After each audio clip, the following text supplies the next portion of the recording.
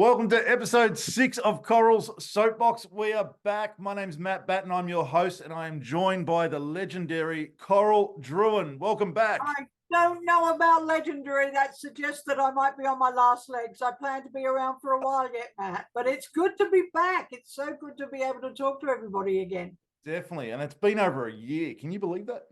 I can't believe it, no. But it's at my age, a year is a minute. That's all it is. It's a minute. Well, you haven't changed since last year, so it's a good thing. Now, I don't know if we're going to get into news of the day because we've got a lot to get through today. Absolutely, that's good. Barnhurst 5. Love them or hate them. No.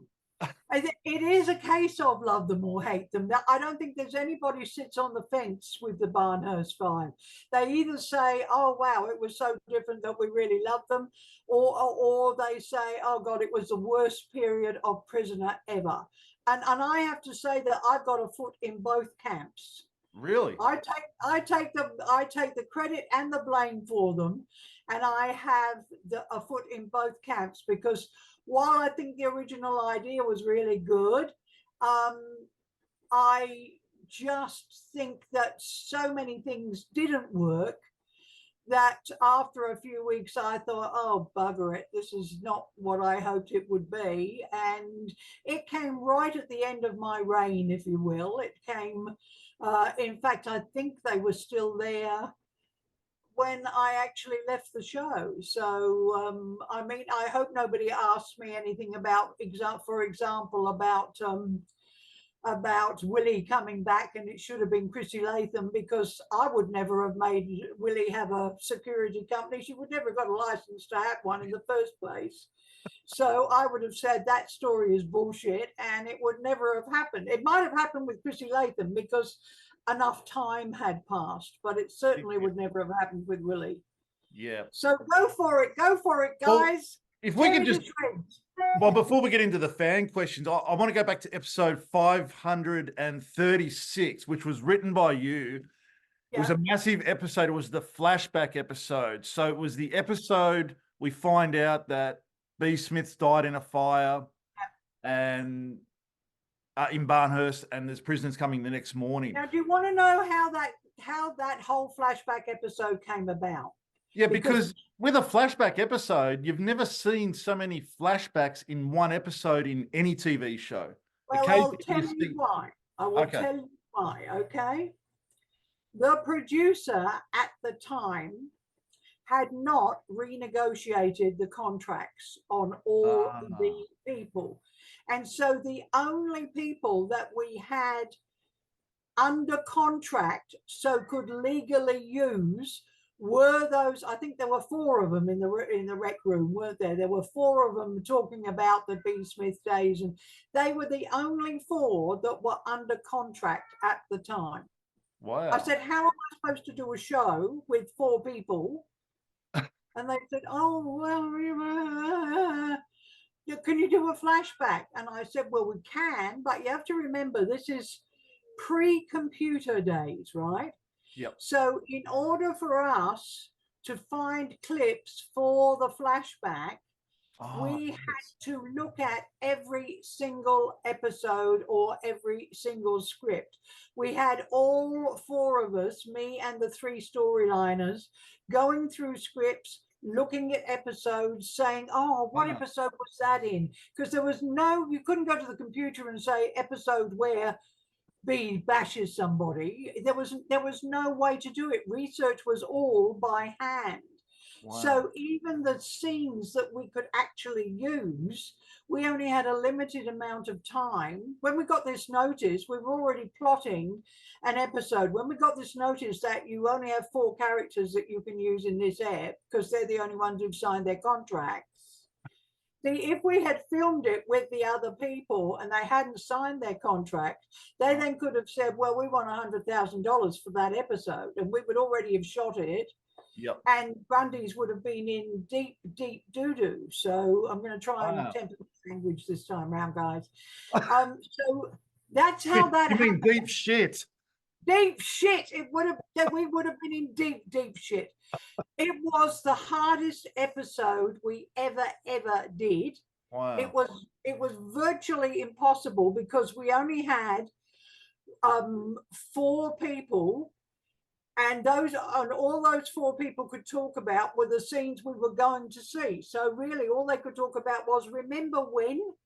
Hey, do you remember what happened just before that? And and then we would go into a flashback because we couldn't film anything else. Yeah. So it was a nightmare. I hadn't realized I'd even written it because it took so long to actually plot it. But I mean, not that I wrote much. I wrote one of the 4 people. I think one of them was Lurch, wasn't it, from memory? Well, you did have some interesting scenes because Joan Ferguson was being operated on. Yeah. Coincidentally, Sean Nash, the director who we spoke to, he said that was a really hard episode to shoot. Yeah. And for the first time in the rec room, we saw a third wall flashback episode.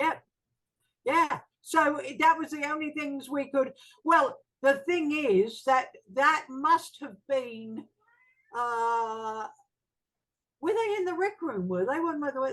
Yes. I thought yeah, of course they were in the rec room. Yeah. I think it was Sean's way of just trying to make something look interesting because there was nothing. We had nothing. Yeah. We had like four people who were not characters we would have chosen to carry a flashback episode, and the rest of it was like in the finish we just said, how many scenes have we got? How many flashback scenes have we got? And we still had like hundreds of episodes to go through. Yeah. And we just did not have the time to go through them. So it was a total nightmare, and it was all because the contracts had not been locked off. That's crazy. It was not planned to be a flashback episode. Really? As it happened, it worked okay because we got the news that Bea had died. So but I think even the news that Bea had died was something that I put in there because to give a reason for the flashback. Because it worked well. It wasn't planned for Bea to have died. And it was like, what are we going to do? Which is going to be drama in this episode. Oh, well, it would be dramatic if we heard that Bea had died. So people often write and say, why did you kill Bea? Well, we killed Bea because we didn't have any actors under contract for an episode that week. So we thought, what will make the audience watch this? And it was, Bea's dead. Everyone's going to want to say, oh my God, Bea's dead. Yeah. And the guys are going to want to say, hey, she can't be dead. Remember when she did this, and remember how about if we hadn't had Bea, we wouldn't have had this moment. And so Bea dying was not anything to do with, and let me say right here and now, there is no hate session between me and Val Lehman. I saw Val Lehman on her 80th birthday at a musical, and we talked and we had a little hug. There is a professional disagreement between us. That is all. There is no Coral hates Val and Val hates Coral. We have a professional disagreement, and both of us are right, by the way. It's just that I know it from one side of the story and she knows it from the other side of the story. So if you put the two together, she's telling the truth and I'm telling the truth. It's just that they're different truths which make up the whole thing of how Val came to leave.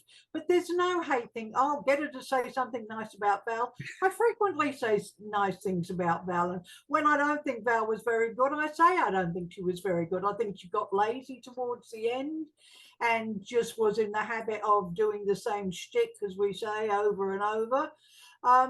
And it was one of the things that foretold, if you like, the coming of the Barnhurst Five, because I thought I want a whole set of characters now that we're closing the lid on Bea completely and saying Bea Smith is dead, because even though she'd been gone since episode 400 and this was 537, so it was more than a year later, it was 18 months later, there were still people saying, when's Bea coming back? When's she coming back? Well, she's not ever coming back. So when I needed a hook for that episode, I thought, let's kill her.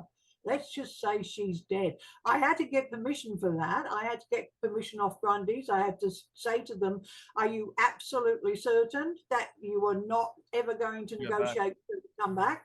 And they said, yes, 100%.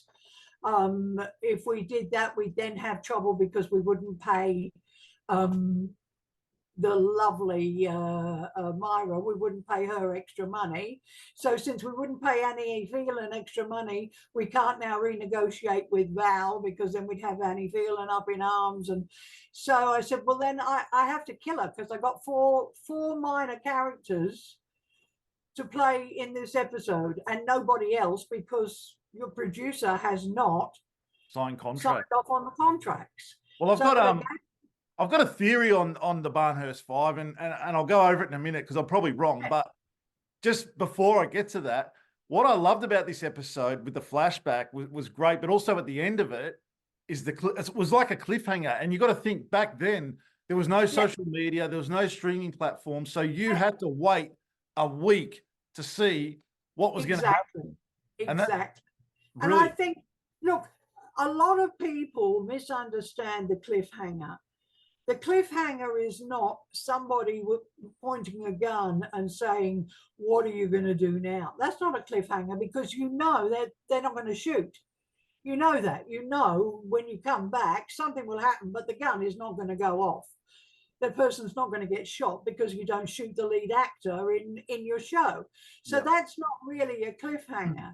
And if you say, like, oh my God, there's a famous cliffhanger, I can't remember what it was in, maybe Sons and Daughters. And I remember Bevan Lee telling me about it, where the cliffhanger was, oh my God, there's a shark. Cliffhanger, da-da, wait to find out. Oh God, is he going to get eaten by a shark? And the opening scene in the next episode is, oh no, hang on, it's not a shark, it's a dolphin. So you've waited a week to see somebody get eaten by a shark, and oh no, it's a dolphin. So there's no drama at all, and you've just cheated the audience. So I wanted a cliffhanger that said, what in God's name's going on? What's this? You know, and then they got to wait until, remember, it was twice a week. So they had to wait. I think that was the Thursday episode. They had to wait till the following Tuesday to find out what had happened. Yeah. And by the following Tuesday, in shooting terms, not in terms of it going to air, by the following week, the contracts had all been completed. Yeah. So we could get on with the storytelling. And what would have been great about that gap in between was TV Week at the time would have been front cover. Oh, Did yeah. he die? What happened? Barnhurst. Oh, yeah. Well, the funny thing is that a lot of people say, when we're talking about scenes, you remember, a lot of people talk about remembering the flashback episode. Oh, remember the flashback episode? Yeah. And I think if you only knew how thrown together the flashback episode was, and the fact that, you know, it for most people, even though they didn't like the fact that Bea was dead, it was a tribute to Bea Smith. Now, if there'd been any animosity between Bea and I would not have done a whole episode which was a tribute to Bea Smith. Yeah. You know, I just would have said, oh, just let's hear she's dead and let's then move on to something else. Yeah. She deserved to have that tribute because they took her out in such a, well, just mean-spirited way. I have no other way to say it. But, you know, I'm never going to work for Grundy's again, so fuck them. Excuse me. Well, it doesn't exist now anyway. So it was not me writing Bea out. Yeah. And it was not my choice to kill her, except that we didn't have an episode. There was nothing to write about. And it was my choice to give her a whole episode, which was basically a tribute to everything she'd done. So all of you out there who think you know that there is this running feud between Val and I, we're both old ladies. She's only a year older than me, I think. And we haven't got time in our lives to have a running bloody feud. If you want me to say something nice about Val, Val, admire what you did in the role, love you dearly, don't agree with everything you say, think your mouth's one of your worst enemies, but so it is with me. My mouth is one of my worst enemies too, so we got that in common as well. So all those people who are waiting for us to fight, up them. We haven't got the energy. That's it. That's it. Now, my theory about the Barnhurst Five, Yeah. I'm probably wrong, but I feel it was done to kill off two top dogs because you killed off Val, Bea Smith. She's gone. Nora comes in, and Nora's in at episode 537, and Annie Phelan leaves at episode 550. So, at the time of the Barnhurst Five, did you know the disputes that were going on with Annie or not? No idea. No. Okay. And let's just talk about Nora for a moment, because she was meant. Somebody I know wrote a question on the page. I saw it. It's probably down there. Was she based on Archie? Yeah. What's his name? Right? No, she wasn't. No, okay. She wasn't. But from the start, the backstory was misunderstood. In the same way that Bev Baker was a thrill killer, she killed just to see what it was, to see the expression on their faces when they died. She was meant to be a really young person who has been out with her mates, and it was actually based on two teenage girls who killed their best mate in the States, and they had no reason for doing it, no reason whatsoever for doing it. It was just, oh, it was something to do. Wow. And so that is how I saw Nora's crimes, that she had done these things, three people, when she was basically a teenager, stupid, probably high, probably pissed, and woo, let's go and do, what haven't we done before? Well, we haven't killed anybody, so let's kill some people, you know. And then as she grew and realized what she had done, she was absolutely racked with guilt and remorse, and was self-rehabilitated, had said to herself, I'm never going to do that. I'm never going to be violent again. I'm never going to kill again. It's why she didn't want the top dog job, because she knew that there were times when a top dog has to be fierce and violent, and she did not. Her always in the subtext was, what if that's a part of who I am? What if I really am still a killer deep inside, and something will trigger it and I'll do it again? So that is how I saw Nora when I created her. And I know there are people who love Sonia Tallis's Nora, and I love Sonia Tallis's Nora on the surface. But Sonia was not sufficiently skilled as an actress to tap into that subtext of someone who is terrified that that evil still lurks within them and could come out, and so is fighting against that all the time. I have to do good, I have to do good, I have to solve this some other way. I don't make me the top dog. I don't want to make those decisions. Lou, you do it. You like bashing people up. You know, it was very much a case of, in that respect, the actress was wrong for the role. She was right on the surface for the rationale of Nora, and I fought like crazy because I can't remember what episode it is that Nora finds out she's pregnant. Do you remember what episode it is? No, but I can look it up. But, you know, they had come to me, the Suits had come to me and said, we want Nora to escape so that she can get pregnant. Right? This was after she came in. And I said, what are you talking about? And they said, oh, well, she feels her body clock is running. And so she gets out and she just meets any guy because she wants to have a baby. And they're all gay men, by the way. And I said to them, do you have any idea how hard it is for some women to have a baby? Do you know what some women go through to have a child? And you're suggesting that this character, who we want to be intelligent, is so freaking stupid that she thinks, well, I'll just get out overnight, sleep with someone, and I'll be pregnant. So I wouldn't do it. Sorry, I've got two strange cats in the room that are fighting. Stop it. You move out. You move out. I'm looking after somebody's cat for the weekend, so it's a strange cat. And my cats want to talk to it and play with it. And all it wants to do is rip them apart. Like, I mean, I don't know if you can see, but it's ripped. Oh, jeez. It's stuck a bloody claw straight through my hand. Oh, right. So can you see that? It's just horrible. Yeah. So that's the noise in the background. It's not my stomach rumbling. So just so long as you know. So that was the full story, is that I just wanted her to have been a stupid kid who had got caught up with this, hey, let's do something crazy. It was never based on Archie. It was based on two girls in America who had killed their friend for absolutely no reason. And a thrill kill. And when they were arrested, they said, but wasn't she your friend? Yeah. Well, then why did you kill her? Well, we didn't know any strangers to kill. It's like, what? So you just killed her because she was your friend and she was there at the time, you know. Crazy. But it never got played the way. And suddenly I found that Nora comes in, and then a few episodes down the track, lines get inserted where she finds out she's pregnant, and it turns out she escaped while she was in Barnhurst and got pregnant. But so she didn't find out until after the transfer that she was pregnant. And I thought, the bastards, they have gone ahead with this stupid story.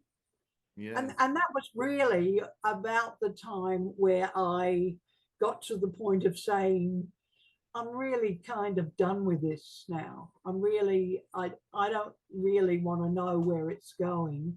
And the suggestion to bring in the Barnhurst Five was, let's bring it, what we always do is we bring in one character at a time, or maybe two occasionally. But we've never brought in a whole group. And the premise was there will be the Barnhurst Five against the Wentworth women, because they were already a clique. They were already their own little group who could plan their own little agendas. Yeah. And the Wentworth women were going to have to defend their territory. That's how it was intended to be. And of course, from the time of conceiving a story to the time when you actually see a completed episode, even for us, let alone it's even longer for the people who are watching on television, for us in the story department, it's more than 3 months. So I'm still creating stories, and then I get to see that this is nothing like what you thought, what I thought it was going to be. You know, and I still think the whole idea of this almost all-out war within a prison between one group which had been so tight in Barnhurst and had got their own way in Barnhurst against a Wentworth, which at that time had Myra, but Myra was trying to keep the peace amongst her own people. She didn't want to fight a war with a whole group of people coming in. I thought it would make for a different dynamic. Yeah, I like that. Never worked. It never worked. And so, you know, while I willingly take the blame for it, it was not solely my fault. Maybe I was asking too much. I didn't like the casting in several of the cases. And the original concept very quickly went out the window. So in hindsight, I mean, and we can all say that now, but like, who would you think now could have played that part of Nora? Like, looking back, if you... Oh, golly gosh. Well, I think it should have been somebody who... I mean, she played another role. I mean, but Kirsty Child could probably have played Nora. She could have played Nora. You know, I mean, we already had her in other role, but Janet Andrew Arthur could have played Nora. Could have played Nora. You know, there were any number of actresses around at the time who could have played Nora, and would have given us that kind of subtext. In my book, Big Screen, Small Screen, which I know some of the guys have ordered and they've written to me and said, oh, we've learned so much from it. I talk about subtext and subconscious subtext.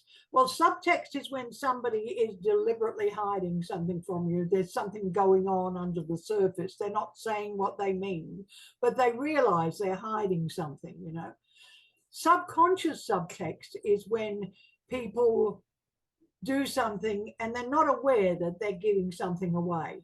Like, for example, if I'm saying to you, I'm not afraid of you. You know, if you want, go on, you want to take me on, take me on. But instead of coming towards you for a fight, I'm backing away from you even while I'm speaking.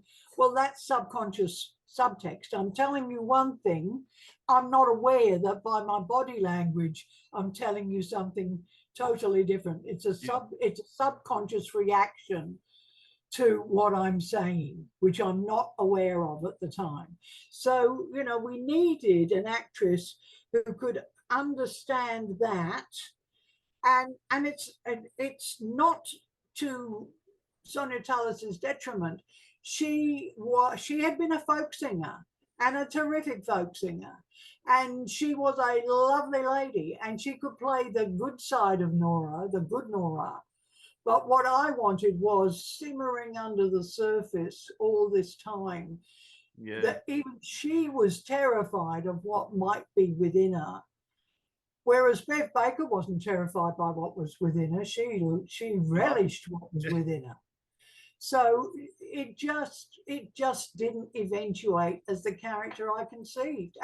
But we did see her kill the terrorist in the terrorist episodes. Yes, we did, because that was like at arm's length. That wasn't a choice you made. That was survival. Yeah, true. That's a different thing. If you kill because of your own survival, it's somehow self-defense, it's justified. But if you just kill someone whom you have no reason to kill, then that's a different thing. You've got to take liability for that. And I felt really strongly about that morally, and I still do. I still think that the end of the Silence of the Lambs, when everyone cheers, when Hannibal Lecter says, I'm having a friend for dinner, and we know he's going to eat him. I think that's, to make that person the hero is morally reprehensible, because he's still a monster. You know, and it was written in such a way that you actually cheered for him and hoped that he did, in fact, eat him for dinner. You know, you've got to be so careful. But by that stage, my storytelling, because I was getting bored with it, was, for me and the department, getting more and more complex. And for them shooting it and for the suits, them trying to simplify it down because they didn't think the audience would relate to it. And they simplified it so far down. I mean, in those days, the script producer, or story editor as the title was then, didn't get to have meetings with the director. By the time I got on to Blue Healers, I had meetings with the directors in which I said, you know, what do you want to get out of this scene? No, what we have to get out of this scene is this, because it's laying a path for what's happening 10 episodes down the track. This is the moment where it first occurs to her. So the actress has to know that. So I was in roundtable meetings with the actors and with the directors. So there was a chance to make sure that it didn't get misunderstood.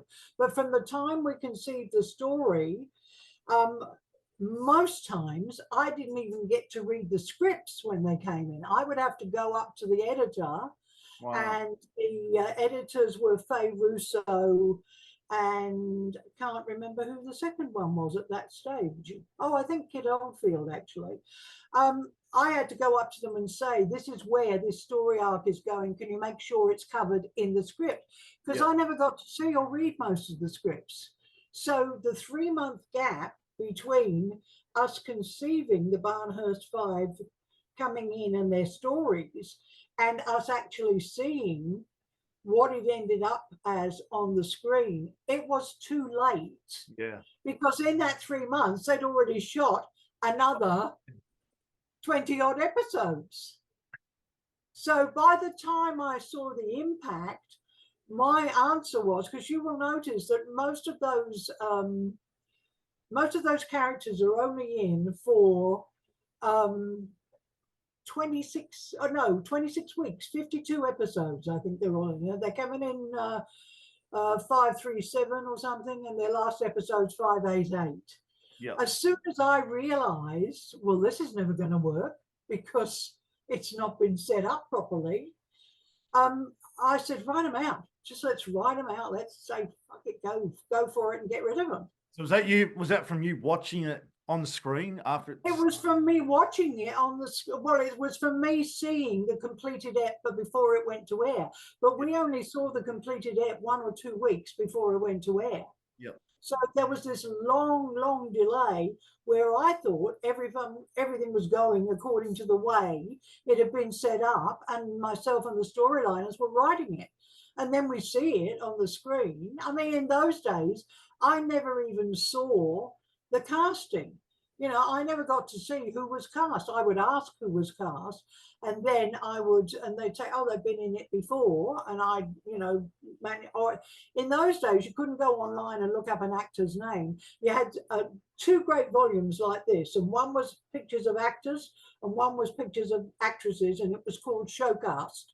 And it came out every year, and to look up what an actor looked like, you had to get that volume, and you had to go through it and find the actor and say, oh, yeah, I think I know him.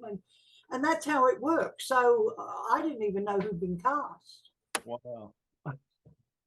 Crazy. I just think it's amazing that you can just create that many characters in one.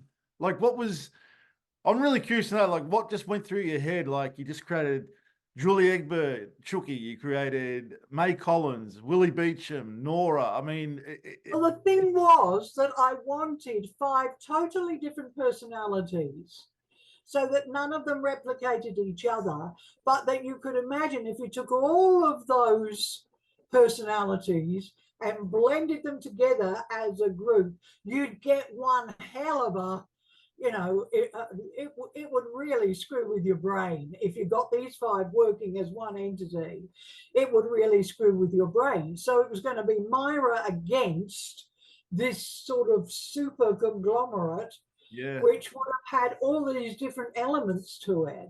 So you can fight one on one level, but you can't fight another one on that same level. You've got to fight them on another level, you know. And there was a very clearly in the original story notes, it was very clear that Willie and May were a gay couple, a lesbian couple. But it got watered down to such an extent that you didn't know, were they just 2 old maids who lived together and moaned about things, or were they partners? They were supposed to have been lovers for 30-40 years. Really? Yeah, absolutely. That's how I conceived them.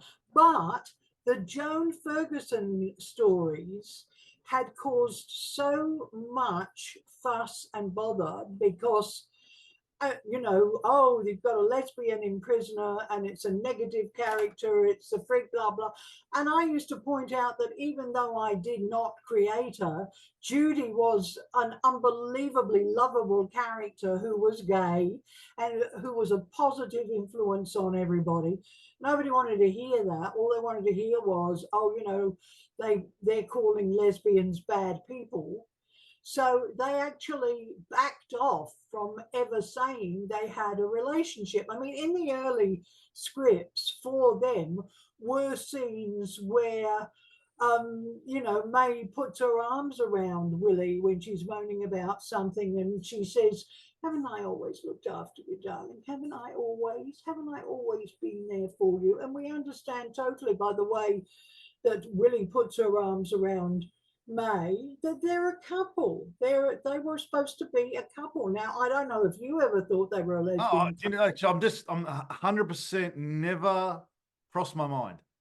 The later what you said, 2 old ladies living together, that's what I saw.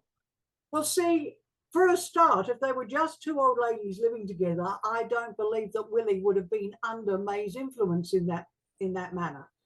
But if she had been May's lover from the time she was about 17, 18, of course she would have been under May's influence. Yeah, of course she would. yeah. And so before it even hit the screen, the two characters' relationship as it was meant to be, and it was meant to be that the only time Willie would do anything nasty to someone is if they came after May, because May was the love of her life. And likewise, if anybody did anything to Willie, then May would come after her, because these two were lovers. By the time it hit the screen, they weren't lovers. There was no lesbian connotation to them. And the stories then didn't work. If the stories are designed, people say, oh, you can give any stories to any character. No, you can't. Sorry, but you can't, because if their motivation for the story no longer exists, then it makes no sense. That's true. And a lot of what went on between Willie and May made no sense, because they were just two old spinsters. Whereas if they'd been, oh, have I lost you again? Or, no, I hope not. I think you're still here. I'll come back. Here, right, okay. If it had been clear from the start, wow, how long have these two been partners? Because it was a chance to, to raise the whole thing of, even back that far of, are gay couples still really couples? Should they be allowed to be married? I mean, I was trying to do something which was actually, in retrospect, way ahead of its time, 15 years ahead of its time. But the powers that be didn't want to have more lesbians. They didn't want to cop any more flack.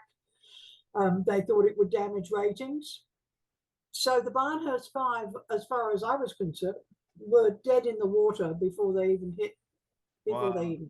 Wow. One thing I did love about that flashback episode was some of those one-liners from Lou Kelly. She dripped enough syrup to give you diabetes and go fry in hell. Like there was a lot of those lines were mine. They were lines that I put in because, as you know, Lou Siverson is the only person who can truly claim to have created her own character. Yes. Because she was just an extra. And every time I watched the ep, when it was first put together, what we call the rough cut, every time I watched the rough cut, I would say, look at that girl. She's just, look at her reacting.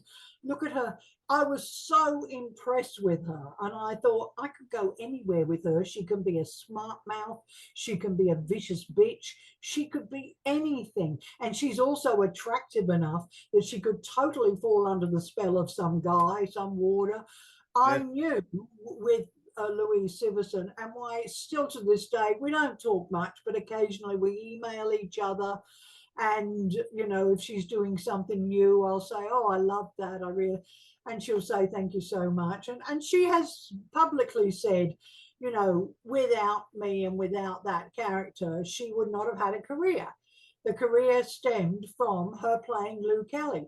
But she truly did create a character which was already molded on screen. All I had to do was put the words in her mouth. That's all I had to do. She was fully formed. Whereas everyone else was, if I still had the original backstories, you'd be amazed to see how different all of the Barnhurst Five turned out. The only person that turned out pretty much as I conceived her was Daphne. Ah, okay. Daphne is almost 100%, because I wanted to do that story. There'd been a big case in America of a woman being found not guilty of murder because of PMT. Yep. And I wanted to do that story because I suffered terrible, terrible PMT. And a lot of people were on the receiving end of my total mad bitch from hell persona when I had PMT, or PMS as it was later called.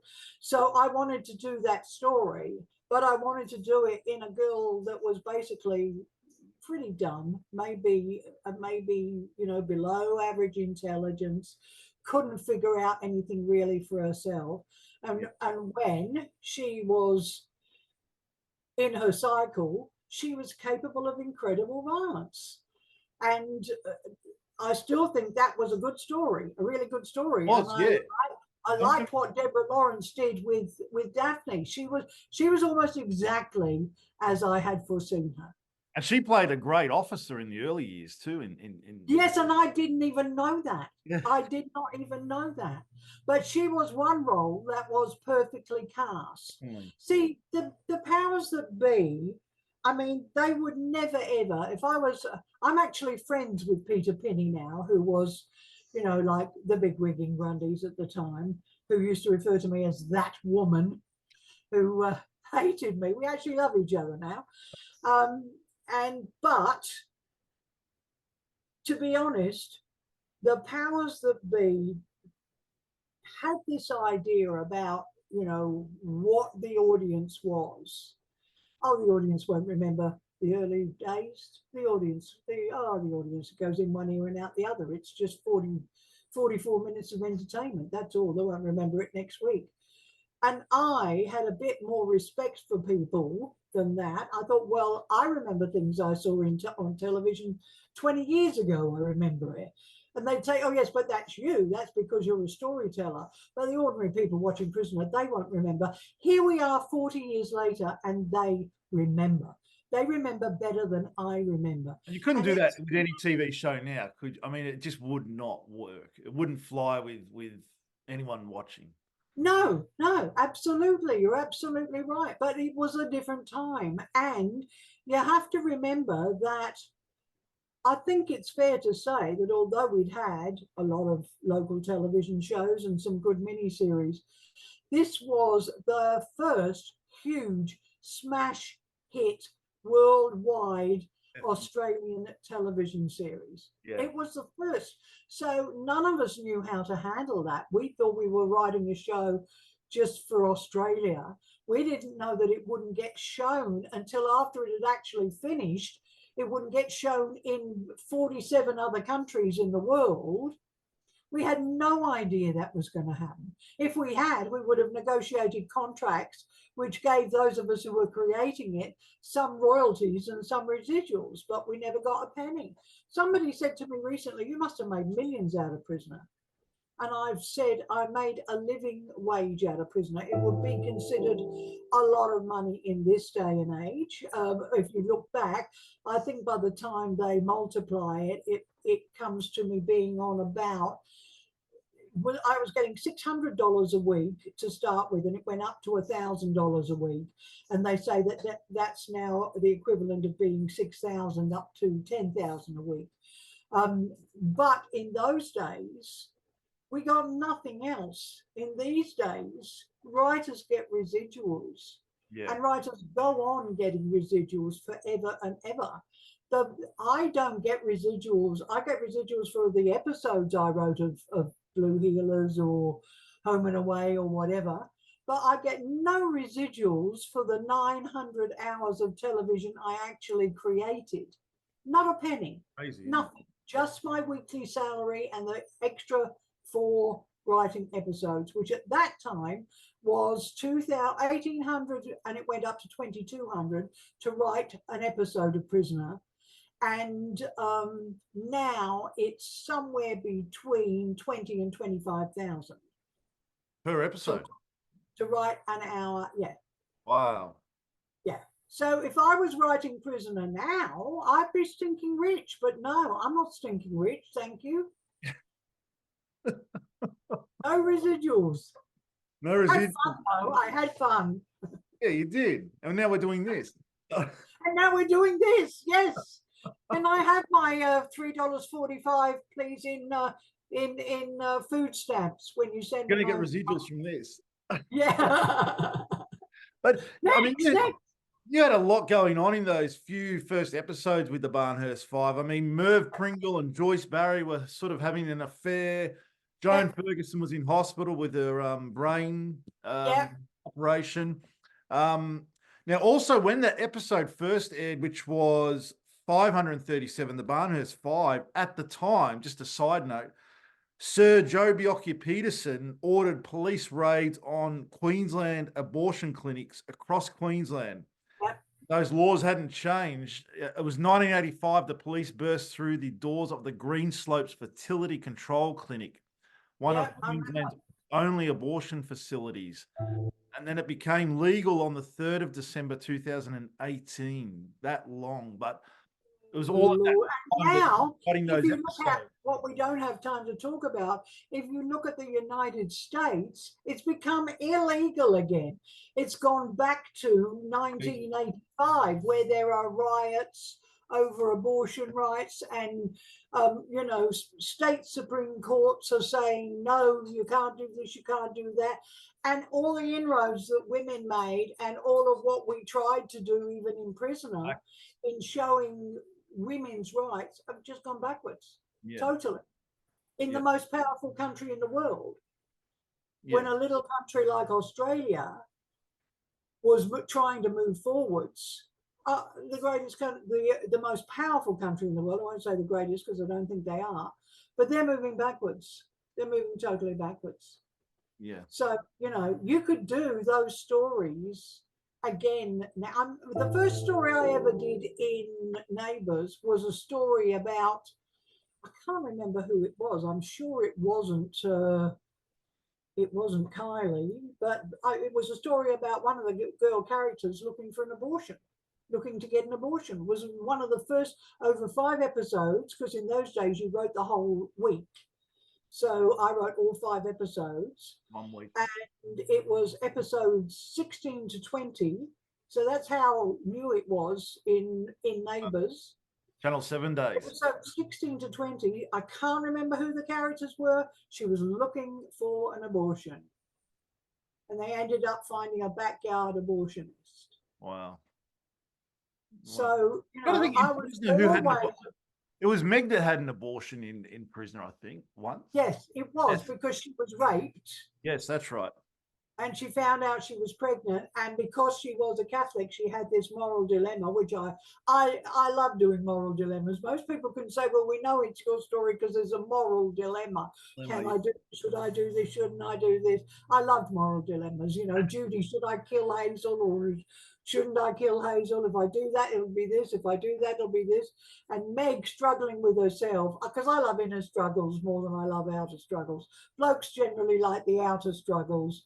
Women usually like the inner struggles. Yeah. So when I know, and luckily my gay audience loves both. So, you know, get them on both planes. But I always think if there's an outer struggle, like it's me against the law, but I also had an inner struggle of, do I lag on my friends to save myself, or do I keep the code and I take the blame for it? Then you've got an outer struggle and an inner struggle, and that's the best kind of storytelling. Yeah, amazing. Should we get into some fan questions? Yes. Because there is a few. We'll see if we can get through them all. And just going, I think how amazing would it have been at the time if you could have, and I know you couldn't have, but have that episode shot at Barnhurst, have Val come back for that one episode. Killed off. Oh yeah. Was there times where you wanted to do things like that, but obviously you couldn't? Absolutely. In fact, I asked. I said, "Can we see the fire at Barnhurst?" Wow. Can we see it? Because it hadn't been shot. It hadn't been shot because we were already plotting them coming in, and the news was already broken. So I said, "Could we see the fire at Barnhurst?" No. Have Fiona Spence come back for that one episode, Governor? Yeah. Actually, even in retrospect, we wouldn't have even needed to see Bea. If we could have mocked up, but I don't think I was savvy enough at that stage to have thought about it, because my thing was creating the stories, not how do you shoot them. By the time I got onto Blue Healers, it was about, you know, well, this is how you can shoot this, right? But we could have used a fire screen, which is like a row of Bunsen burners, right? And it has gas. It's out of shot, but it's in front of the camera. So when you light each of the flames across all the Bunsen burners, you've got this whole screen of flames coming up, and whatever is behind it looks like it's burning, but it's not. It's actually miles away from the flames. So we could have mocked up something that looked like the corridors of Barnhurst and had people running around screaming, and you know, and we could have even used a still photo of Bea because the guys who were recounting it were remembering her. Yeah. And it would have worked brilliantly. I just didn't think of it. If I'd thought of it, I would have gone to Sean. And Sean obviously didn't think of it. But if I thought of it, I would have gone to Sean and said, Sean, could we do something like this? Because then at least we will have seen it. We won't just be hearing about her dying. Because they did do some episodes at Barnhurst prior when there was Wentworth, and then they were at Barnhurst. Yeah, but of course, we were at the end of a season contractually. Yeah. You have to remember that's why the contracts hadn't been signed, because they were still negotiating, trying to get people to sign for no more money. Because I think Channel 10 was buying the next 90 episodes, but at a reduced amount. Okay. So it was like, we've got to watch the budget, and it would only have cost a couple of $1,000, but it was a couple of $1,000 they wouldn't spend. But to be honest, it never occurred to me. It's interesting what you just said though, about how you would shoot that, because, and please, if anyone, I'm about to talk about Succession for a minute, the TV show Succession with Brian Cox. If you haven't seen the final episodes, please don't listen. Have you watched Succession at all? I have not seen this series. Okay. I've not seen any of this series. So absolutely amazing. Like it's brilliant. Now I don't really want to tell you what happens. Let's just say one of the main cast dies in the. I do know about who dies, etc. Okay, Brian Cox. But what was interesting about that, he was having a heart attack up in his private jet, but you didn't see it. This whole commotion's happening with the children. His children are in the jet, and they're on the phone to the other children down on the land, and they're talking between each other. And all you really see of Brian Cox is just an arm laying on the bottom of the jet, the floor. You didn't actually see him have the heart attack. This whole episode. Did you see him at all in the episode? No.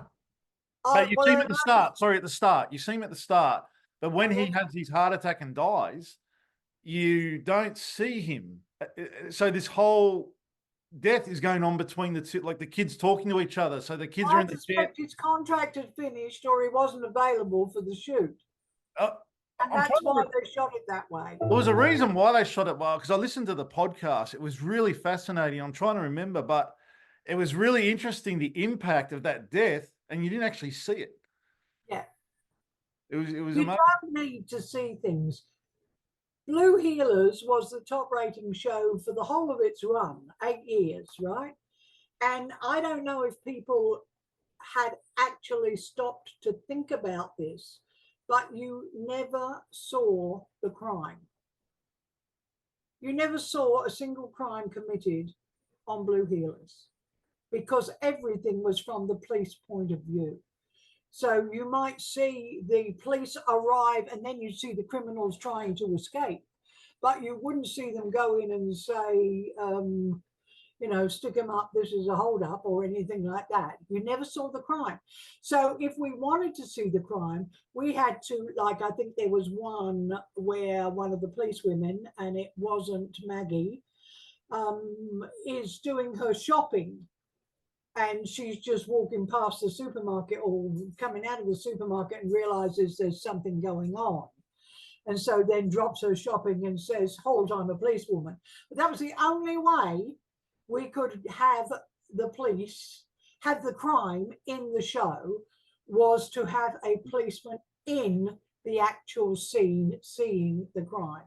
We could not have the crime on its own and then you cut to the police. Couldn't do that. It was not part of the whole setup of the show. That's so interesting. You can watch something like Columbo, where you watch the whole crime unfold for 30 minutes. And then he comes on. And then he comes in to solve it. And you love it. Hello, you've frozen. I haven't. Yeah. I mean, it's different ways of storytelling, but once you set up what your paradigm is, you're locked in with it. You are. My daughter Kelly did a great SBS series called The Circuit and The Circuit 2, and they're looking at reviving it now 10 years after the last series and doing a series 3.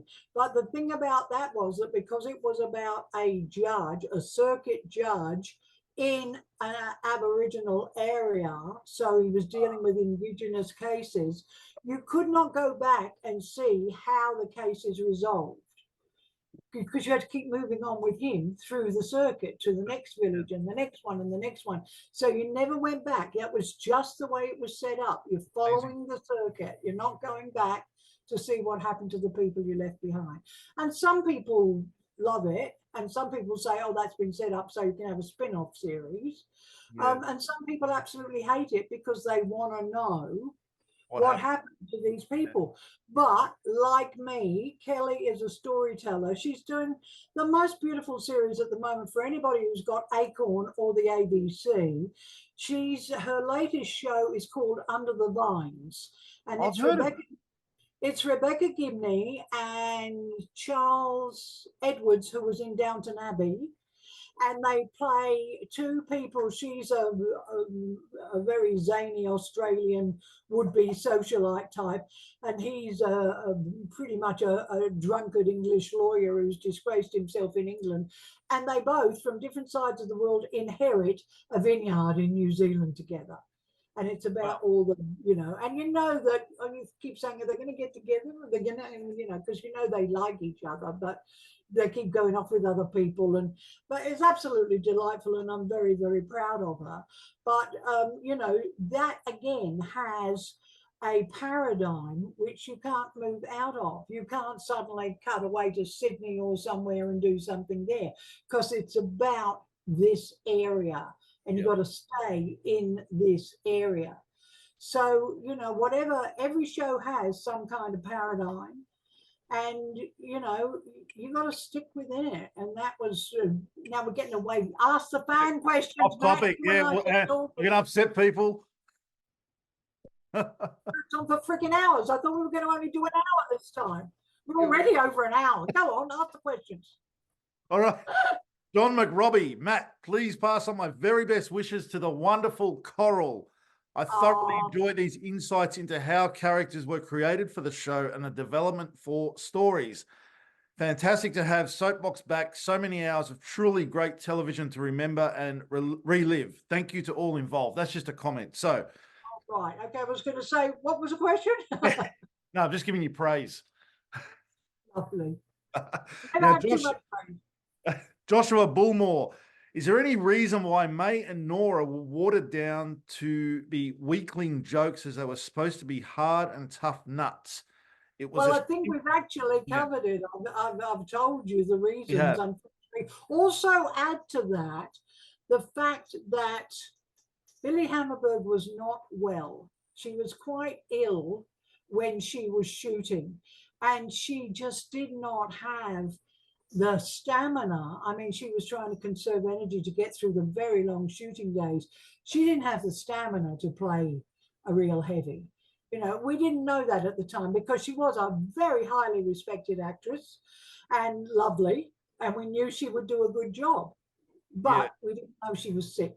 And someone wrote that. She even knew at the time that she was sick. I'm not sure she even knew. Okay. She just said, oh my God, I can't. So again, it had to be changed. So that was the reason. Sorry about that, but just one more nail in the Barnhurst Five's coffin. Well, Lee Van Frizz actually said that. I don't think Billie Hammerberg was great health at the time. In that scene, she beats up Lou in the cell. You can clearly see from that fight scene, it really took it out of Billie. Well, you're absolutely right, Lee. Absolutely spot on. You didn't need me to answer it for you. You were right. There we are. Now, Adam Brine said, I'd love to know about the casting of the Barnhurst Five, particularly of Nora. She had big shoes to fill as top dog.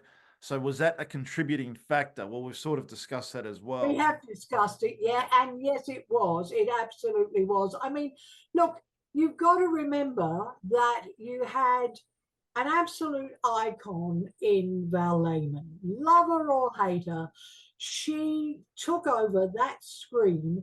she made Bea Smith in everybody's mind, including mine. I mean, she was the reason I wanted to write.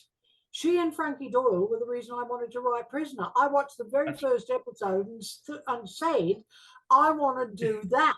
That's the show I want to do. So Val made such an impression as Bea. Myra, well, the lovely Annie Phelan. I mean, I guess I know we had other top dogs for minor times, but the lovely Anne Phelan was one of our best actresses ever. She was such a great actress. And for anybody to follow her would have been really, really hard. Anybody. I mean, you know, I can't think of anyone off the top of my head, even allowing for the eras now, the people who are around now. I can't think of an actress that is famous now who, I tell you who would have been good to see as she is now. I tell you who would have been good to see as May Collins, but not as she was when we were shooting Prisoner, but as she is now. And that's Jackie Weaver. Yeah. Now, Jackie Weaver. Hasn't she gone on to do amazing things? She would, because Jackie is one of these little terrier type people, but she can, you know, she can lay on the language and she can lay on the anger, and yet then she can be a fluffy blonde Goopy doll. And she would have been, I've got goosebumps now. I would have happily, had she been as she is now, because I'm following her career now, she's in Hollywood. Had she been as she is now, she would have given Auntie May a run for her money. She really, really would. Because if you remember her in Animal Kingdom, playing the head of the family in Animal Kingdom in the movie, she was quite capable of saying, no, I can, you know, cut his throat. That's what he deserves. Cut his throat. And you believed that she wasn't just saying it. She was saying, cut his throat. Go on, cut it. You know, so she's somebody like that who was capable of playing the silly side. So you would have got comedy out of her, but you would also have had this, oh, God, that would have been great. But Billie wasn't well, and she did not do her best work. And I'm sure, is she still with us? No, I think she passed away in 95 or 96. Oh, right, okay. Yeah. She would be, I'm sure, the first to look back at her work and say, well, yeah, it wasn't a great legacy for me. Yeah. Wrong casting, you know. But having said that, I think by that stage, the last 18 months, Leilani had left and Jan Russ was casting. Now, Jan is a friend of mine, and Jan is a good actress herself. And in fact, Jan would have been bloody good as an actress in Prisoner. But she played Maxine's mum for a few episodes. That's right, she did, but she never had a big chunky meaty role. You know, she would have been good as a Prisoner. Yeah. But she took over casting, and all I can say is Jan's casting is impeccable. So if those are the people that Jan found for casting, bear in mind that a casting director doesn't actually cast. They shortlist and present the auditions of who they think are the best half dozen people for the role. Ultimately, the directors and the producers cast and say, yeah, we'd like that person for whatever reason. Now, I don't know who else was on the shortlist. Yep. So I don't know if there were better choices. One day maybe I'll ask Jan about it.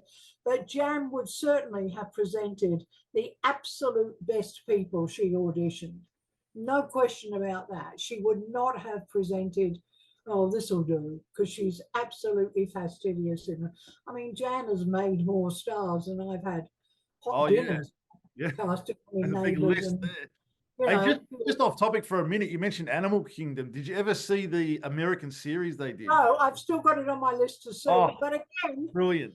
I have a problem in watching shows where everyone is morally reprehensible and not accountable. I have a problem with that, you know. I have a problem with Breaking Bad. I love Breaking Bad.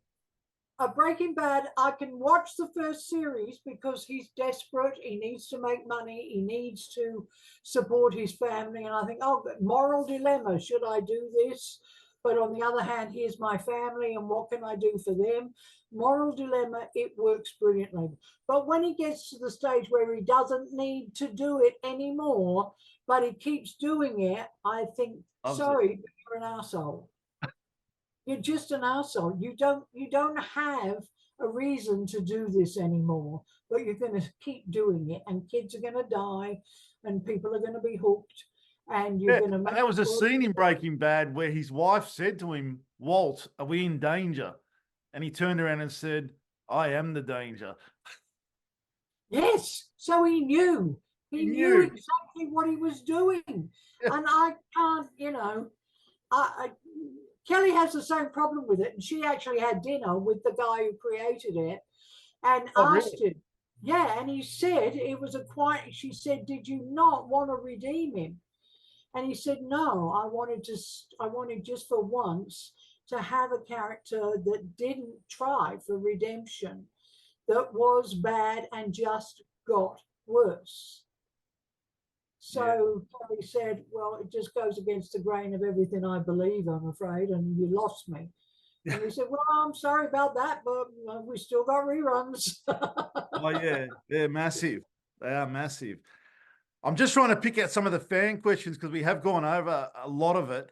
Let me just go through this one. There's a lot of comments about saying how good you are. Matt Passmore said, "I love listening to Coral. Can't wait for her again." I don't need look, it's lovely that they feel that way. And that's the reason I'm back, because you said a lot of people saying, can't she come back? And for those that don't know, I will say my husband died 7 weeks ago. So And my condolences. Great love of my life, and I am so glad to have something to do. So even if it's talking about something from 40 years ago, and I hope if I've remembered anything wrongly from episodes, then pull me up on it, because I have not watched the show since it very first aired.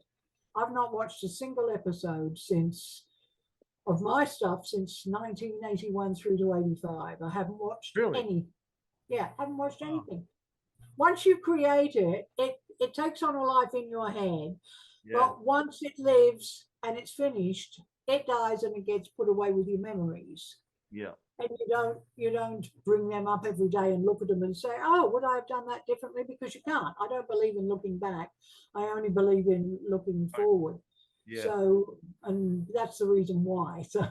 All right. Well, Andy Dolman said, "Fantastic news and great to see more of Coral. My question is about May Collins. When the first 5 arrive, May talks about the other prisoners as her girls.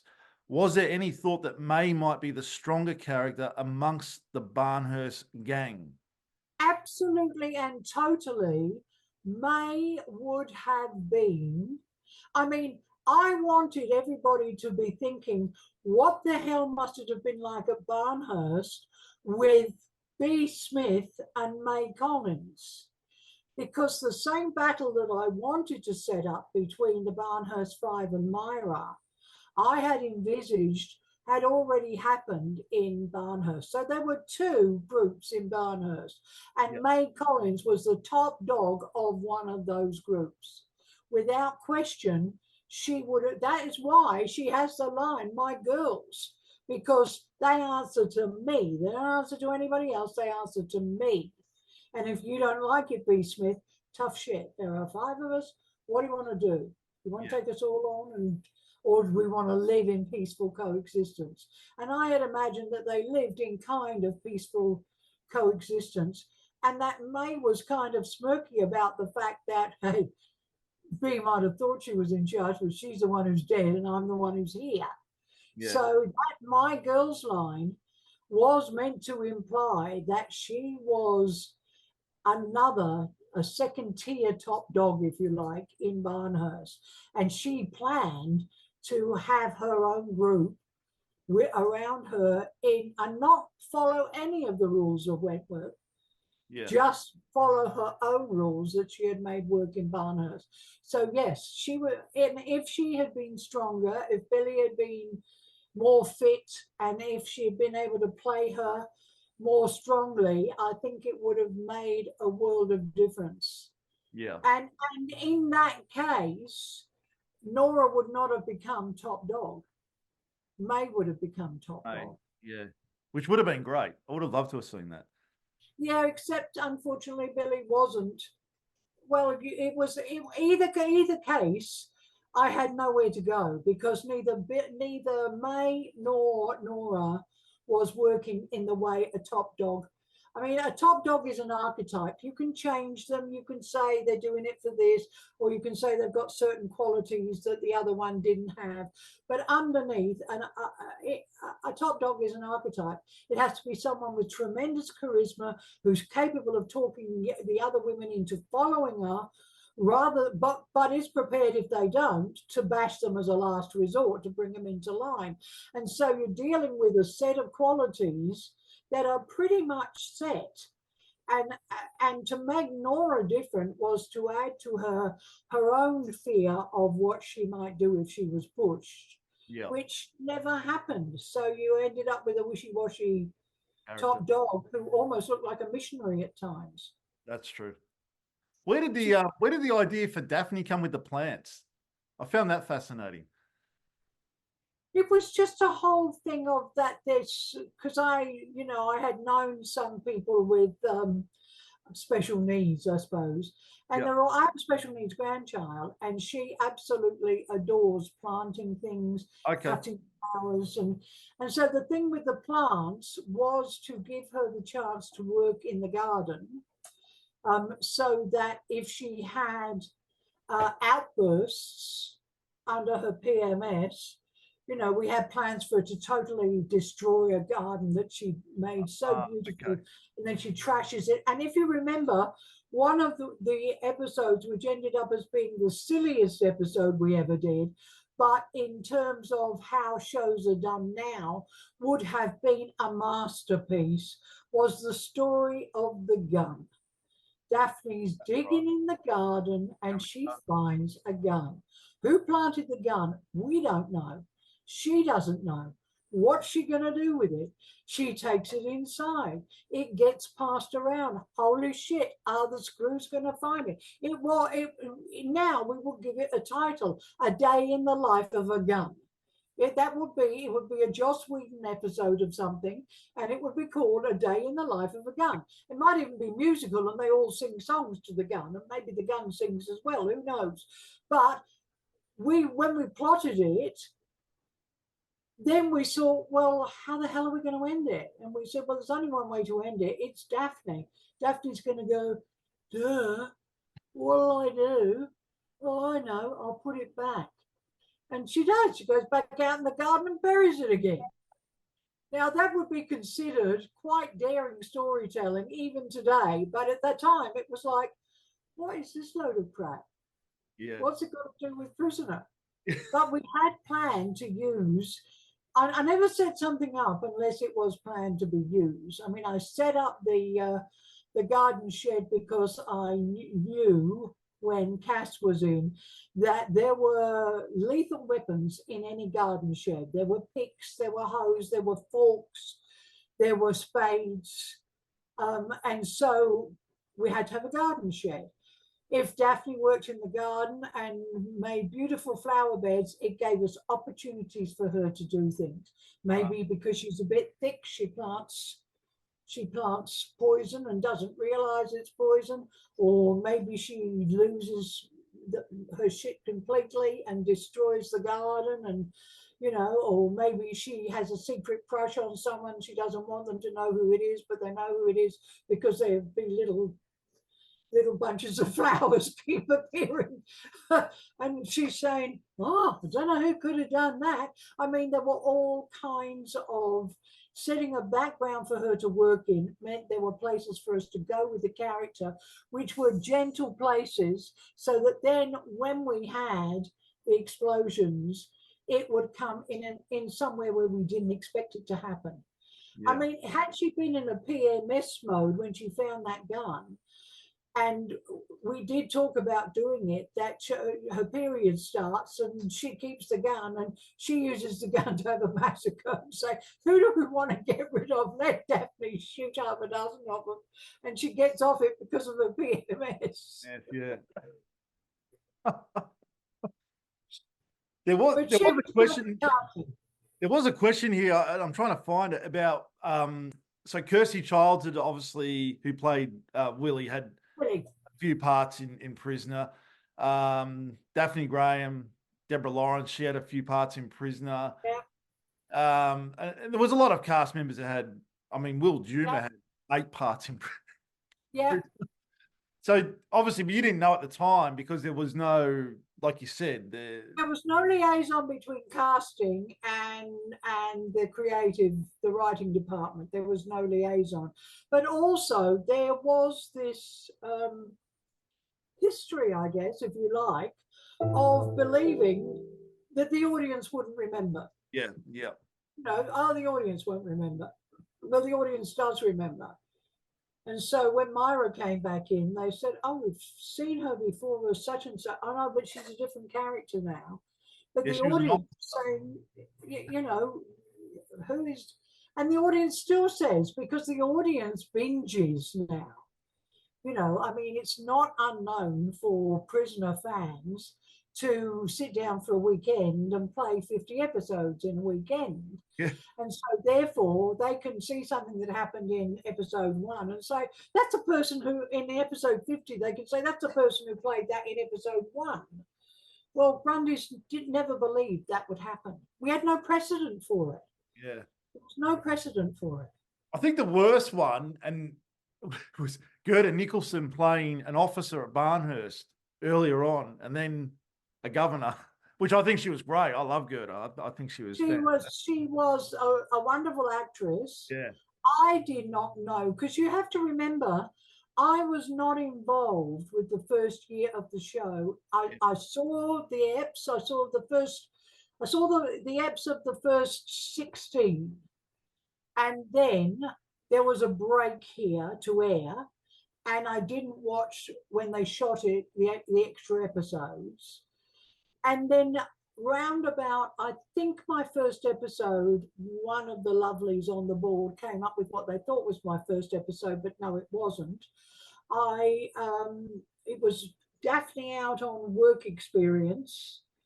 And I think it was episode 145. Now that's a long way in. The show was already over 1 year old. Yeah. Was 18 months old before I came in. And when I came in as a writer, but I was not on a regular turnaround at that time when I wrote the first episode, which was a half episode. But then pretty well straight on top of that, they offered me the job of coming in-house as a storyliner, and I said no. And it wasn't until somewhere in the mid-200s that Dave Worthington said, I've really had enough. It's really doing my head in now. And he was taking to sitting under the desk and putting his hands over his face and saying, really? Nobody can see me, right? Nobody can see me, because he couldn't see anybody. It really, it drove people by me. I think I was on the way there by the time I finished. I was just, Was that because of the nature of the storylines you're all writing, or is it? You cannot imagine, even though we've talked about there being no computers, no facilities for looking stuff up and everything, even though we talk about it, you say, oh, yeah, that must have been hard. No one can imagine how hard it was. It was, if you couldn't find the research to something, you might be there at midnight or 2 o'clock in the morning, still trying to find out. And then you'd say, well, I may as well sleep on the floor because I've got to ring so-and-so at 8 o'clock as soon as they've got someone in their office to check out if this is right. Because you had a schedule, you had 3 days to put those 2 episodes together. Wow. You had 3 days to create the characters, create the stories, and do the scene breakdowns. You had 3 days with no computers. The wonder is not that we did it so well, though some people would dispute that. I think it's freaking remarkable that we did it at 100%. all.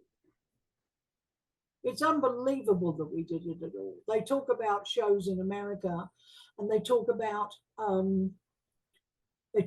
daytime soaps, which are done the same kind of way.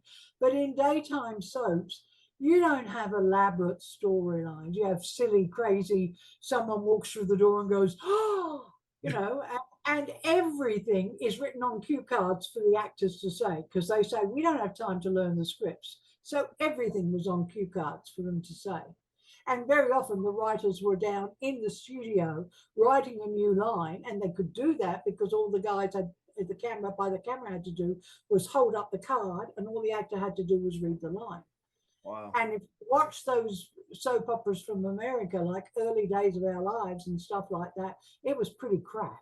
Yeah. It was absolute crap. It was nowhere near the set. All right, the sets wobbled and they were broomstick handles for bars, but there was bloody good drama going on the screen, far superior to what was happening overseas. If you watch Within These Walls, which Reg actually amazing show used, the production values are no better than they were on Prisoner. But Prisoner was more interesting because the women all had upper accents and they were rough and they were, no one had seen anything like it. I'd never seen anything like it. There's this mad dyke bashing up everyone and wrecking the rec room. What the hell is going on? Yeah. This is television. This is primetime television. I mean, for anyone who's under 60 now who watches the show, you've got to, you were a kid when it was on. You've got to imagine how you would have reacted if you were in your 30s or 40s seeing that for the first time. I was gobsmacked. I was totally and completely gobsmacked. But I can't and never have, truly never have tried to claim credit for the Bea Smith era. I had nothing to do with it. Yeah. And I've never tried either. I think our friend Ken, made some comment about Ian Bradley and having created the freak. Well, Ian and Maggie created the freak between them because Maggie was a terrific actress and a great friend of Ian Bradley's. And she said, I'd love to play some kind of really nasty. I do not ever, you can go back and look at the tapes, I've never claimed that I created the freak. What I did with the freak was put those black gloves on her. And that is what defined the freak.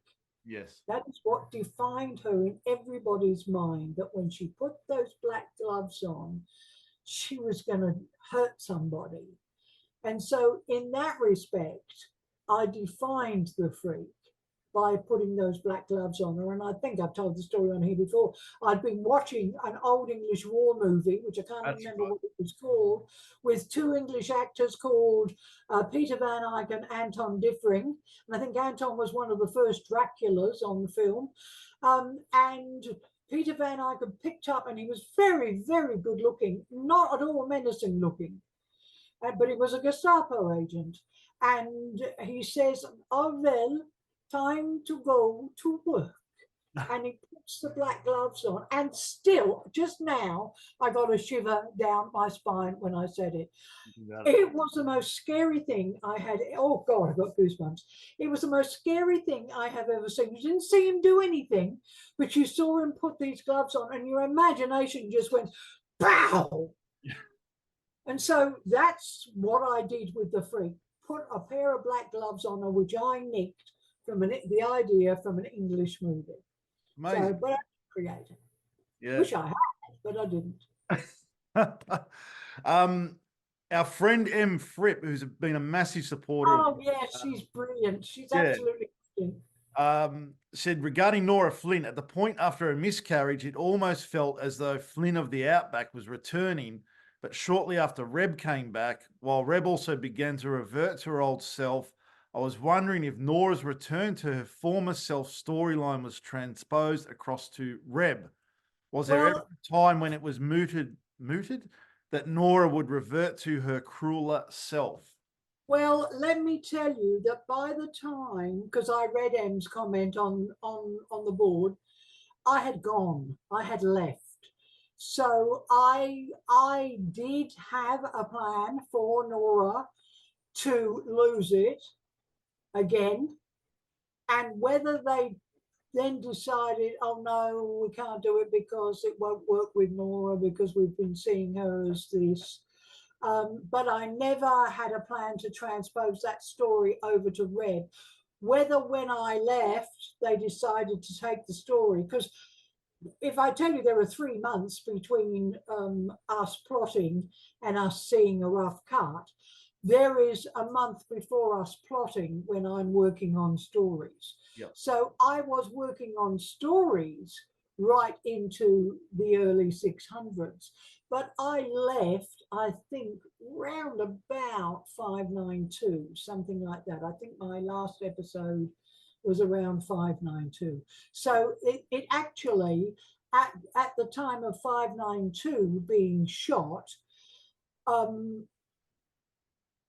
they would have been plotting episodes 5, 7 something, so there would have been a long way between that. Yeah. And by the time my last episode was shot, no, sorry, it's the other way around. By the time that 592 was shot and I was gone, they would have been plotting into the 600s. Yep. And so they may well have taken the idea for Nora to completely revert totally. And, and the thing that would have excused it in people's eyes was the trauma of losing the baby. Because I said, I did say, when I found out they were gonna go against what I had said and say that she'd got pregnant escaping from Barnhurst, and I was furious. And I said, you do know at some stage you're gonna have to get rid of it. Otherwise, you're going to have to play it all the way through and have Nora give birth. And it's going to pull focus from every other story in Prisoner. It's going to become the Nora's Baby show. So whether they took it, and I can't answer that for you, Em, I'm sorry, because I wasn't plotting that storyline on. I do want to ask, was there ever times when you'd be, when you're working on Prisoner, you're asleep and you'd wake up at 2 a.m. and go, that's a good storyline. Write it down. Like, did you carry a notepad and pen around with you all the time? Would you believe? No, I kept it all in my head. Most writers get up, wake up and write. I'll give you an example of how, the brain has slowed down a lot. It really has, because I'm 80 this year. So, with the best will in the world, you're not as fast as you used to be. Yesterday, I interviewed a young guy who's written a new musical called Black Box. And it's a musical about the invention of the black box in aeroplanes, because it's an Australian invention. Yeah. So it's about the guy that invented the black box. And this guy, there's only 2 people live on stage. Every other character, it's what they call a binaural show. The audience wears headphones and they hear all the other characters, but there's actually only 2 characters on the stage. And I said, well, where would you take it from there? There's nothing left to do, is there? And he said, no, I don't think there is. The minute I got off the phone from him, I thought, virtual reality, 1 live actor on stage, all of the audience wearing goggles, and they are seeing all this stuff which he can't see. If they lift the goggles, it's just him. And the story would be multiple personalities. So he gets to play, because it's all filmed and it's through the virtual reality goggles, he gets to play all of his other characters in different clothes, different costumes, different situations, but there's only 1 live actor in the whole show. Now, I haven't even had a chance to say to Paul Hodge, here's an idea. If you want it, it's yours, because I'm not going to do anything with it. Yep. But I reckon it's a freaking great idea. Oh. And, maybe he'll do something with it. Maybe he won't. But I haven't stopped having ideas just because I'm no longer writing television. I still have 10 ideas a day, and but they stay in my head. Yeah. They really do. When people would come in and say, well, where's the whiteboard? Where's it laid out on the whiteboard, what you're going to do in the next 6 weeks? I'd say, it's in here. I know, trust me, I know everything. It's in here. Yeah. The problem was, of course, that it wasn't conveyed to everybody else until I was ready to give it to them. So they weren't privy to the information because it was all in my head. And they would say to me, what about if you get sick or something, or you're not there and we've got a plot without you? And I'd say, well, you can't. It's in my head. I can't write it down. If I write it down too soon, it ceases to keep growing, because it would start with a germ of an idea, like the one I've just told you for a musical, and then it would just grow and the details would fill themselves in. So that by the time I was ready to share it with the storyliners and the writers, it was a fully fledged idea. Now, I don't know where that comes from. I don't know. It is something that appears to be unique to me. I'm not claiming any credit for it. I'm not vain about it. It's a gift. And I always say, honor the gift. As you know, I've told you this, that's my catch cry, is honor the gift. Whatever your gift is, and everybody has a gift. That's my gift. I don't know where it comes from. I don't know. Maybe it's just up there and I'm a radio receiver and it's... But, I can't claim credit for it, but it is what kept me working for so many years on so many shows, because it wasn't because I was easy to work with, because I was the demon bitch from hell a lot of the time. So that wasn't the reason. But the amount of times I got fired and rehired within a few weeks because they said, come back, we don't know what to do with the show. Love it. All right, two things before we end, because we have gone over time, which is unlike us. We're heading, to an hour and a half now. Yeah. So two things. All right, so we've Barnhurst 5 all done. We won't go back to that. What's our next topic going to be? I was thinking the terrorist siege, but then we were talking prior to this about home and away. Yeah, it's really interesting. I think a good thing to talk about is, and you had a great idea, maybe on the soapbox, because it's soapbox, we should talk about soaps more openly than just Prisoner, because we've got Talking Prisoner to do that with. And I'd love to know from various shows, what were the scenes that stuck in people's memories that made them want to keep watching the show? Everybody's got one, and they're not the same scenes.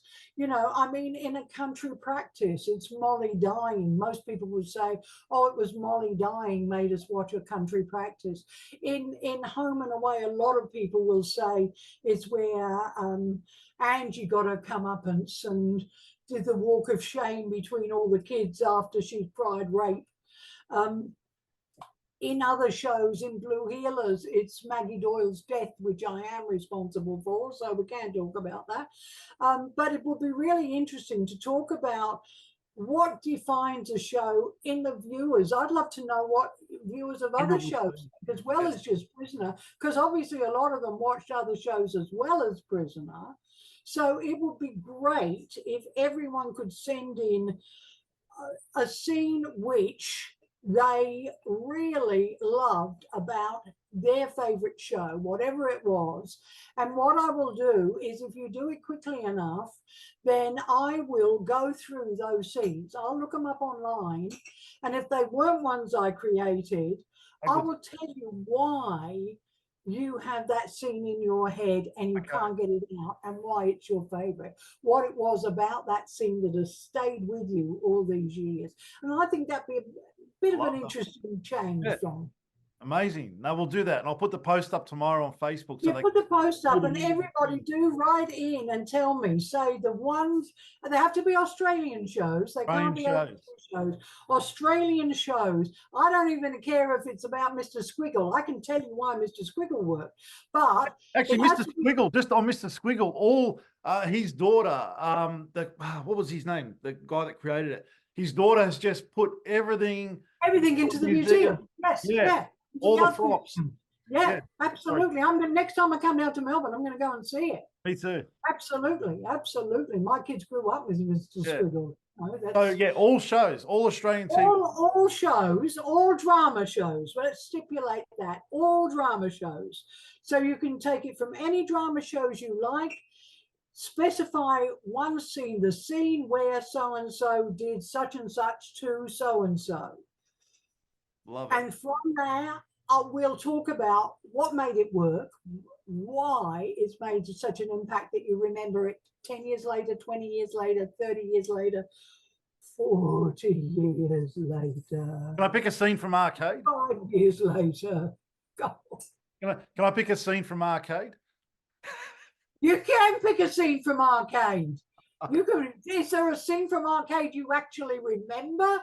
I love it. Is there a scene anybody remembers from Arcade? That's a great idea. I'm looking forward. It's a great theme song, though. Baby, you and I will go walking through an arcade. Doug Parkinson. Terrific song. Shithouse show. I love the show. So there I disagree. So everyone says that I suck up to you, but you say it's a shit show, and I think it's a great show. So look, I think it had possibilities. Yeah. But I think it was very uneven. You know, I think it was, you know, the scripts were uneven, but to its credit, it is the show which made me want to write for television, because I would look at a script and have to say, you know, I was always eating. You know, Consuela's fat, so therefore she always eats. And I thought, well, I'm going to make it now that I never eat on camera. So I never did. I would put a bit of cake on a knife or a fork and wave the fork, but I would never put it in my mouth. Yeah. And, you know, I would be saying things like, "Good arvo, Robbie, give us a bite of your sanger, will you?" And then the next speech was, "Well, I'm not too sure of the legal implications, but I feel certain that the child, once it is born, would be entitled to a goodly portion of its father's estate." This is supposed to be this fat girl who works in a gym, which they thought was funny to have a fat girl work in a gym. Yeah. So, you know, I would get the scripts, I would read the scripts, I would read what my dialogue, and I would think, if I could not write better than this, I deserve to be hung, drawn, and quartered. And I think the most expensive set built in Australia for TV, though. It was a real shopping arcade, and we can talk about that. Yeah, yeah. So come up with a favourite scene from Arcade. And memorable TV scenes, 100%. Somebody come up with something from Pacific Drive if you loved it. I still get, you know, There's a lot of people about that. Yeah, yeah. And, you know, I'll have a story for you, hopefully one that I haven't told you before, on every show I've ever worked on, including the kids ones like Street Smarts and Wildcat and, you know, a whole here, Chuck Finn and all of those children's shows, but also all the adult shows I worked on. And if I didn't work on them, I'll look at the scenes you pick and I'll tell you why it's such a special scene and it works. Amazing. Love it. We'll be on to that. Baby Reindeer, have you seen that yet? It's all right. I was going to watch it tonight. Is it worth seeing? Love it. All right, we'll talk about that next week. Okay. All right. All right. And I do have to say what we were going to talk about this week, but I have to say something because it's really a pet of mine. I am watching the Trump trial live on CNN. I am watching the coverage of it. If that man doesn't go to prison for at least one of the charges he's facing, then America is dead. It's finished. And I can't help but think, if he had been one of the guys, if he'd come into Wentworth along with the men, what would they have done to him? Having heard the grabber by the pussy tape, having heard the paying off porn stars, having heard the disgusting way he's been treating his wife, honestly, what would those women have done to Donald Trump if he'd been up in solitary and he got out? Poor Frank would have not been held a candle to what they would have stuck that red hot poker up his ass. They would have done that, and I would have been holding it on the other end. Sorry about that, but that shows you where I stand. But you Despicable human being. You know what the most fascinating thing is? I really think he'll be president again. He's going to be re-elected. 100%. And all of these cases are going to disappear unless they can convict him before November, or unless Joe Biden does the right thing, stands aside, and somebody gets to Michelle Obama, who is the most popular first lady ever in the history of America, and says, Michelle, you have to do this because it's your freaking duty to save the country. And she will get elected. Kamala Harris won't get elected. Michelle Obama, I honestly believe. You think she was the most? I always thought Nancy Reagan. I don't know why. No, Nancy Reagan was not the most popular. Michelle Obama still gets mobbed everywhere she goes. I mean, there's a lot of respect and love for Obama himself, but Michelle is still a superstar. 2 women could get elected president, and the American papers have done polls on this, right? 2 women could actually win the presidency if they had the Democratic nomination. You want to guess who the other one is? Who? Oprah Winfrey. Oh, Oprah. Oprah and Michelle, either one of them could be the first female president, and neither of them wants it. Yeah. Who would want it? But well, who would want it? Yeah. But if the choice is Trump gets in again, I mean, the average IQ in Australia is 98, which means we're sitting marginally below what the average should be, because the average should be 100. The average IQ in America, the average is 76. Now that is just over being classified as clinically retarded. Yeah. That's the average. Yeah, there are millions of very, very bright people in America, but out of 400 million, the majority of them are not that smart, unfortunately. And so they're going to vote Trump back in. Well, do you know what an interesting journalist said on CNN? It was a few weeks ago I was watching. He said Trump will win, and this is the best coverage he's getting with all the stuff that's going on, because he is constantly in the news now. It's all free advertising. Absolutely. It's all free advertising. He doesn't need to be on the campaign trail. He's campaigning every day from the court. What I don't understand is how he can say such ridiculous things. And the people are so ignorant that they've got a teacher on the jury, right? They've got a teacher. So she is a professional, and she has got presumably some intelligence. She had not heard that Trump was under other charges in other cases. How could you not know that there are 4 different cases going on against him?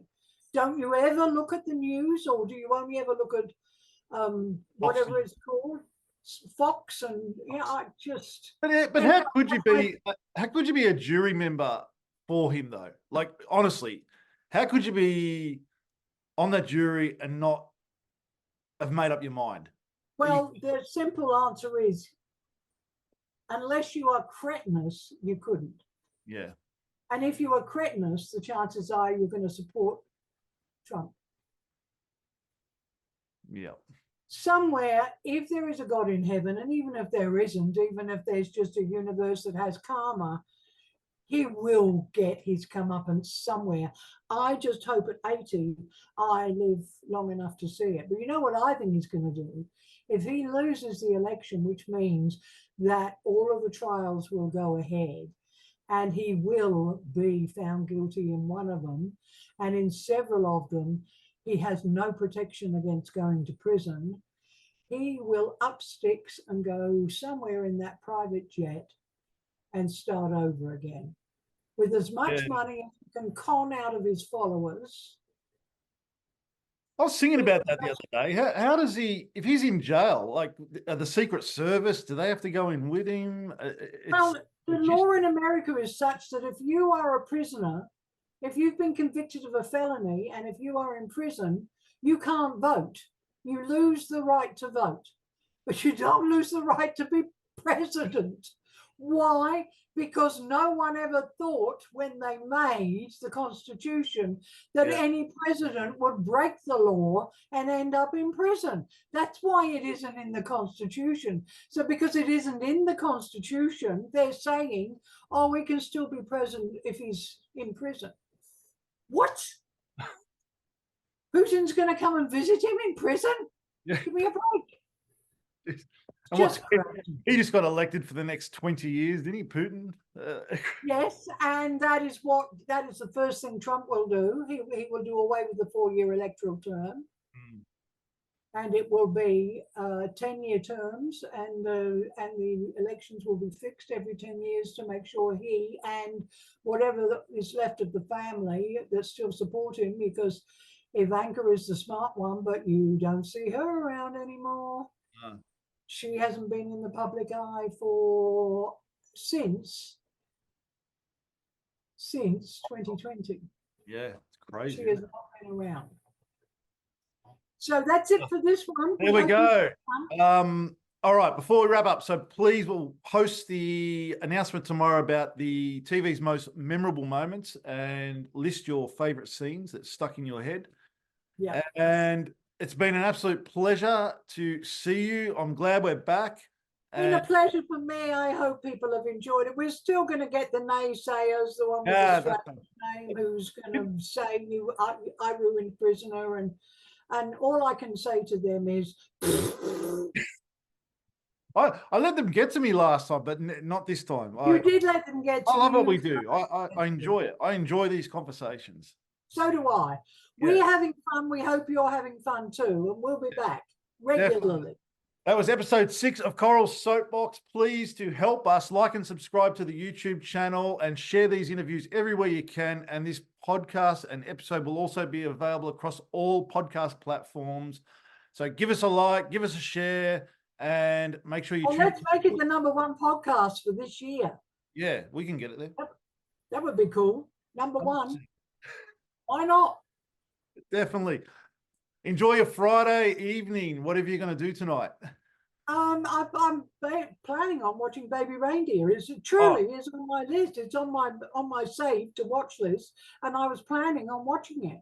Good, because I watched 5 episodes in a row the other night. Well, it was either Baby Reindeer or Pretty Things was what I'm going to watch tonight. So I don't know which, but if you binged on 5, I just binged on 27 episodes of QI, which I hadn't seen for 5 years because my husband didn't like Sandy Toxic.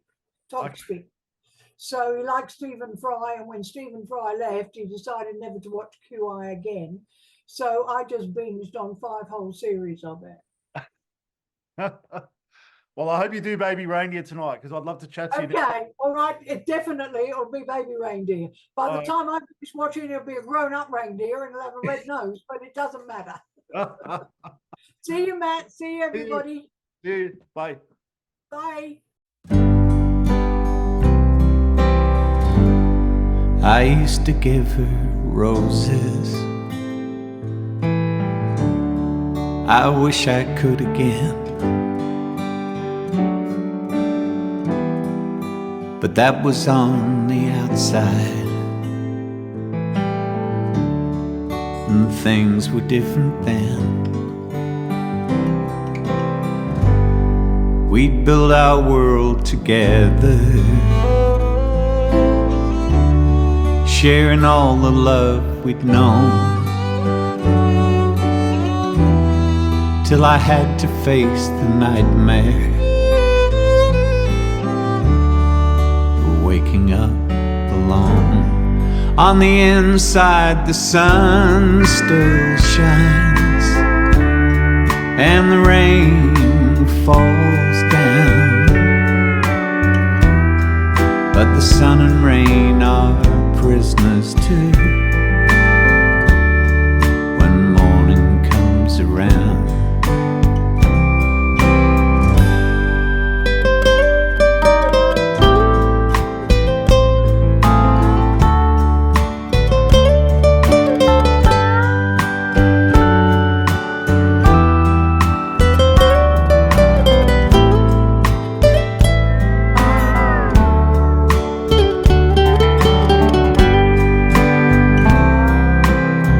last night I dreamed we were together, sharing all the love we'd known, till I had to face the nightmare of waking up alone. On the inside the sun still shines and the rain falls down, but the sun and rain are prisoners too. When morning comes around, on the inside the roses grow. They don't mind the stony ground, but the roses here are prisoners too.